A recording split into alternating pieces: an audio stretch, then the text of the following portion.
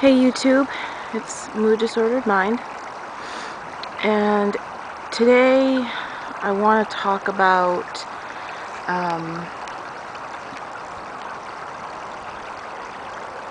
abandonment and feeling alone in BPD. I want to talk about how it originated for me and how it affects me. And this is a very hard subject for me to talk about, so I'm going to do the best I can, so bear with me. And of course I'm outside again. I'm actually at, it's by my house. There's like the river, and there's like a walk area. Here, I'll show you. See, little river. Pretty cool. But I find the water soothing, so I like to come here. So anyway, when I was 4 years old, my mother was seeing her boyfriend at the time, who later became her husband. And that was the first time I was ever abused. I remember, and I was 4, so this is from my memory of a 4-year-old. I wouldn't go to bed. I wanted to be with my grandmother, and I didn't understand why I couldn't be. And he came into my bedroom rageful. He picked me up and threw me into a bookcase by my back.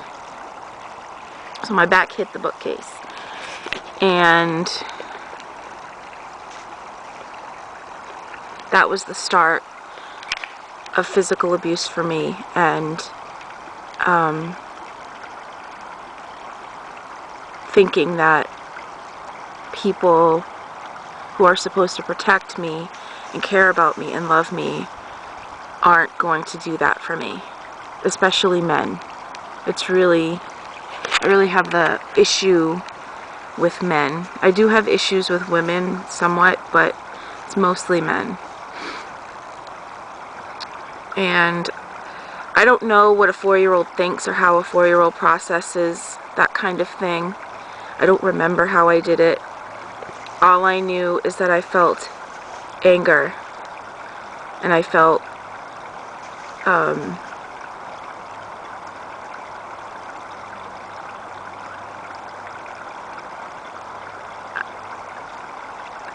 I'm not sure what exactly. I know I felt anger and probably a lot of fear. That's probably what I felt. And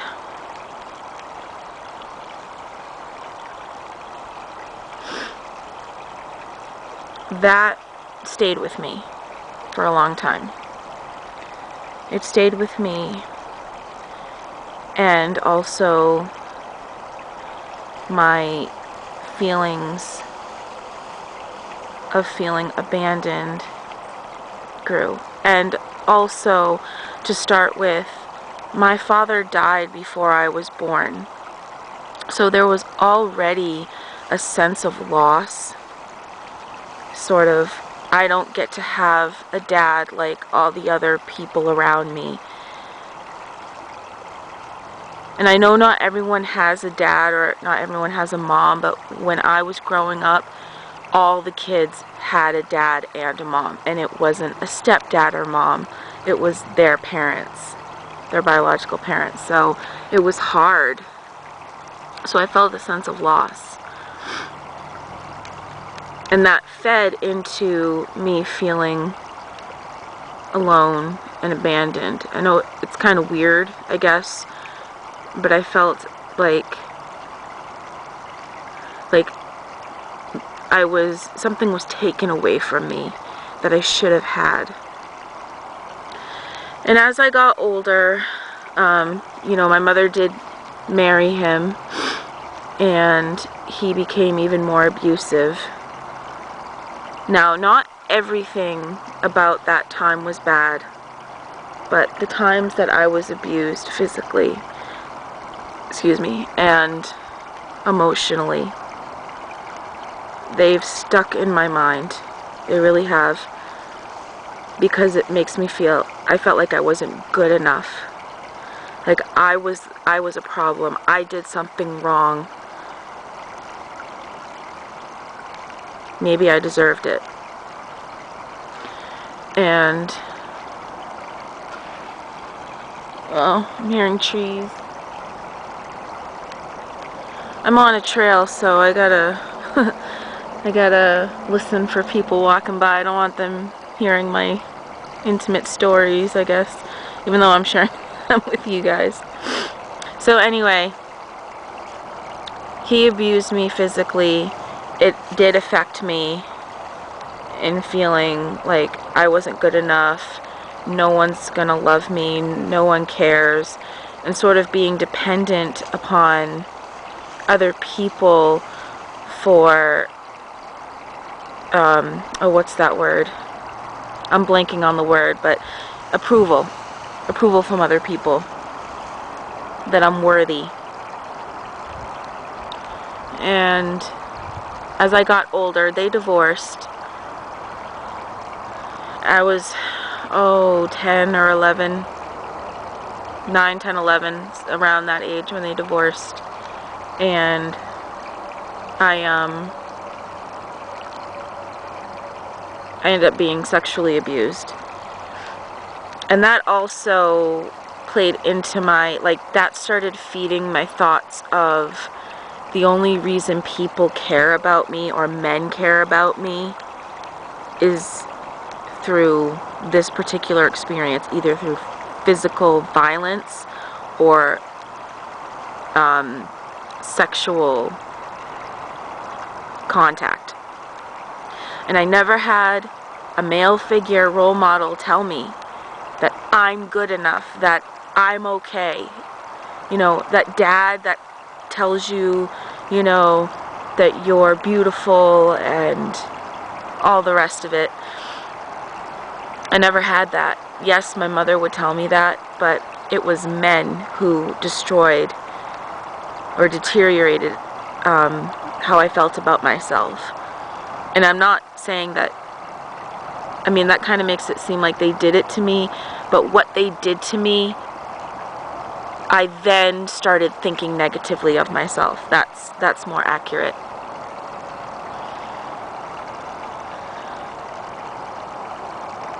And my family.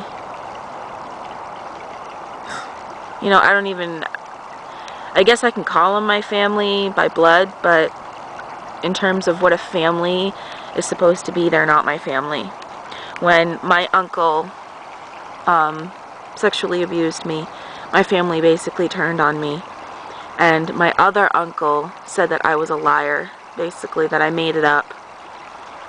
And that made me feel even worse, because I'm thinking, if my own family doesn't care about me and doesn't love me and doesn't protect me, who is going to do that? No one ever will, because I'm not good enough, because I'm just unworthy.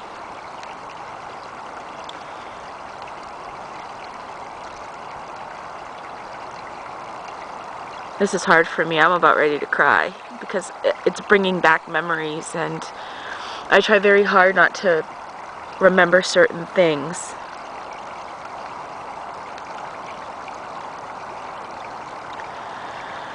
So as I got older, I got picked on in school a lot, told I was ugly, I was fat, I was this, I was that, rumors, all kinds of stuff.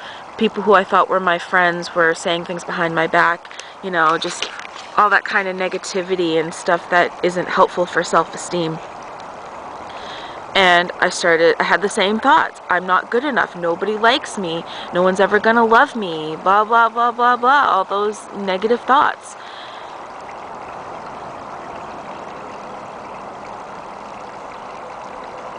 and I started doing drugs. Partly because I was feeling emotionally abandoned, and the other part was because of the bipolar, to lessen my thoughts, my racing thoughts that weren't necessarily about how bad I felt. They were just racing thoughts of anything and everything. And I'm sorry if I keep moving around a lot. This is hard for me to talk about.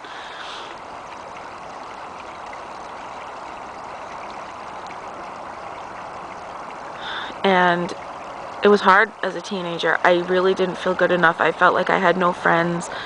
I felt like the only way, because the only attention I got from a male was them treating me like they wanted to have sex with me. Or no, that was basically it. You know, and even if if I said no, I don't want to have sex with you, they acted as if I had just slapped them in the face, like I should be grateful that they want to sleep with me.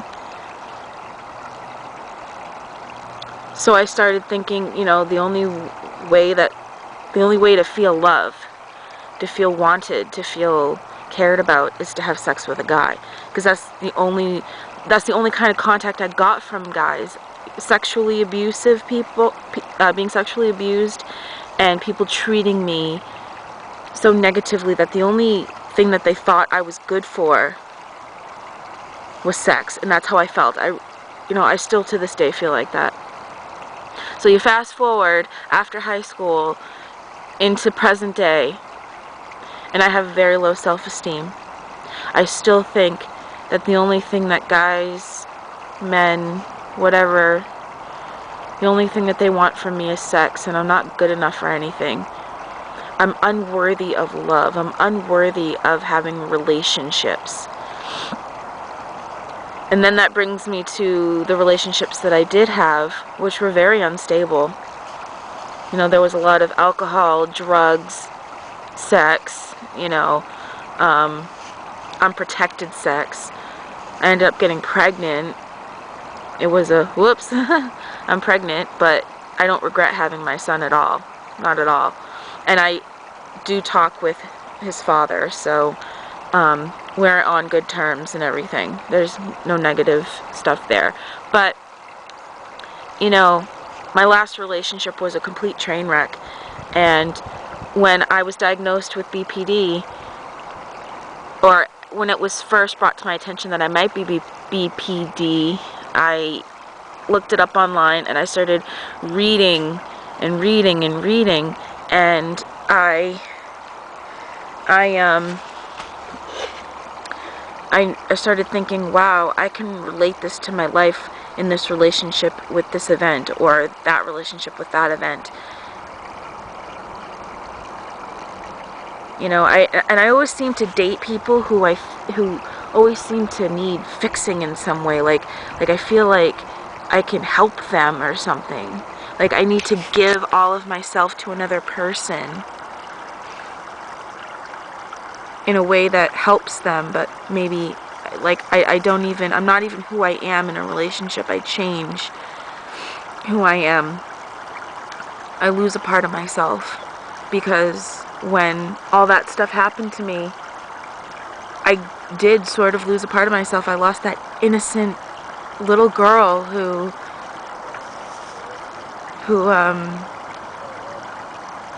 thought that people were supposed to protect her and treat her fairly and right.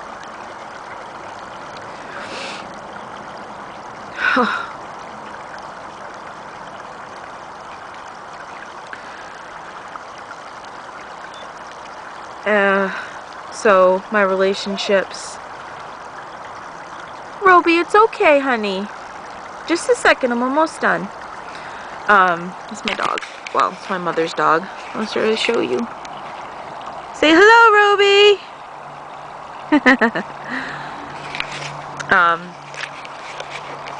So he's 11 years old. He's old.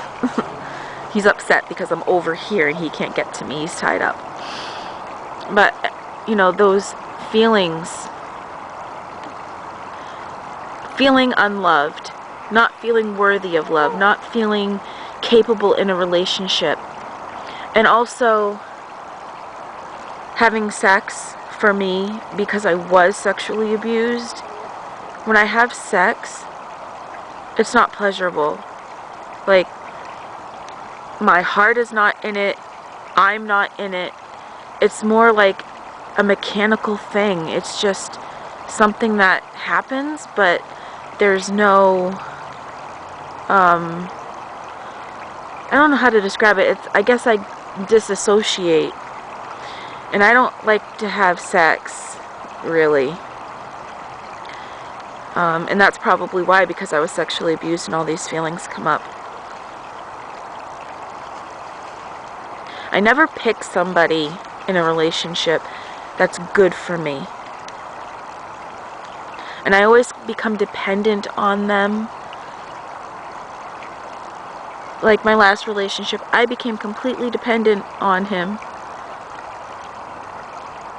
For emotions, for money, for whatever. The only thing that I had that was mine was school and Casey, and that was it. Those were my things. Everything else I did depend upon him. Because I feel like, I guess I'm always searching for that person to give me what I need, like that father figure that I never had, that male role model that I never had. No, you know, somebody who was never there to teach me that I can have respect for myself and that men should respect me and all that stuff. And it seems like, okay, yeah, alright, you weren't taught this, so, you know, just learn it. But it's not that easy.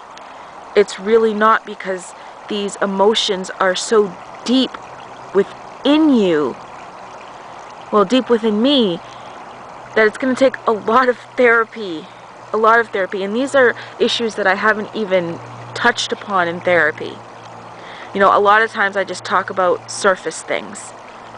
But talking about the real issues is very hard for me, and making this video is very difficult. I'm keep holding back tears. My voice is shaking. It's hard. But I want to do it. I want to get past this place. I don't want to be this person anymore. I want to feel like I'm worth something. And I want to believe it.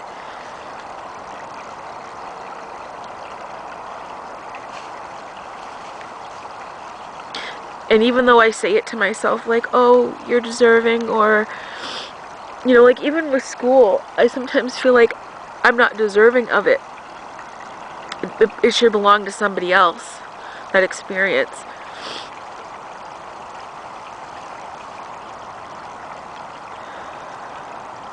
It affects my entire life.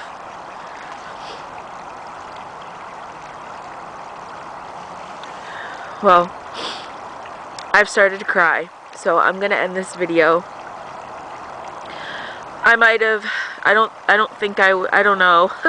I don't know how organized I was in this video, but it was raw and real, and that's all that I can do, is raw and real. I don't edit. Whatever you see, that's what you get. And I hope that you can comprehend what I'm saying, and maybe there's people out there who can relate. So, I'm gonna go now. Bye.